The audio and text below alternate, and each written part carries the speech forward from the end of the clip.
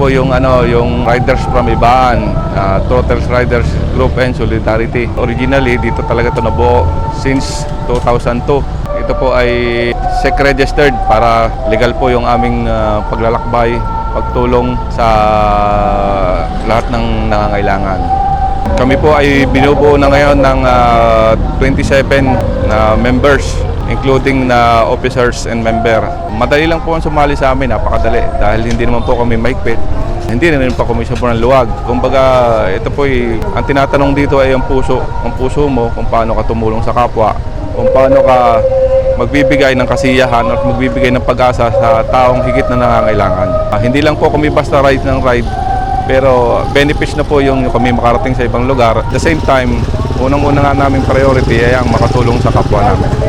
Sa ngayon po, naimbitahan kami sa isang charity ride dito po sa Maalasas, Rosario, Batangas. At naimbitahan po kami dito para tumulong at kami po ay sama-samang pupunta roon upang ibahagi ang aming kaunting tulong at ang isang sa main purpose namin, hindi lang po financially yung aming pagpunta roon, kundi yung kung paano namin mabibigyan ng pag-asa yung taong may sakit at may karamdaman upang sila ay lumaban, mabigyan ng pag-asang mabuhay at madugtungan ng kanilang buhay. So far, marami na po kaming charity na naatinan. Hindi lang po ito, kumbaga napakarami na po. Ito po naman ay sa pagpunta namin, meron kaming pagpatunay na na pag kami dumarating, meron kaming charity, then charity certificate na ito po naman ay ating kino-compilation dahil ito po ay darating ang araw once na nag-renew ng aming registered, ito po ay kailangan naka-attach at ito po ay legally na talagang kami po ay hindi yung basta riders o tumutulong talaga kami ng legal.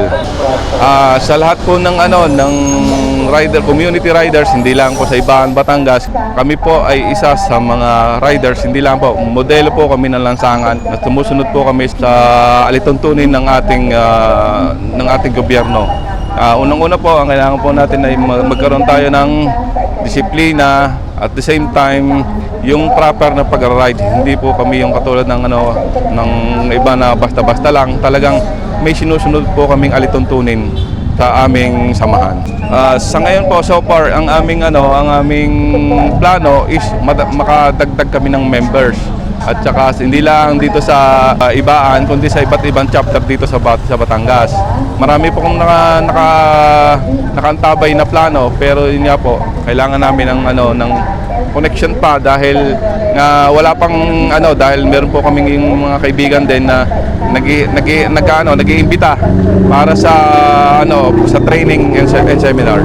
Sa lahat po ng nais sumali sa amin, welcome po ang lahat. Wala po kaming pinipiling motor, basta ang number one po lang namin na requirements is kailangan ay nakarehistrado ang inyong motor at the same time meron kayong legal na lisensya, na updated at hindi po expired. Yun lang po at yun, pwede na po kayong makijoin sa amin at kung sakaling nais po, meron po kaming pages or ako na lang po, FJT Torres, inyong message na lang ako.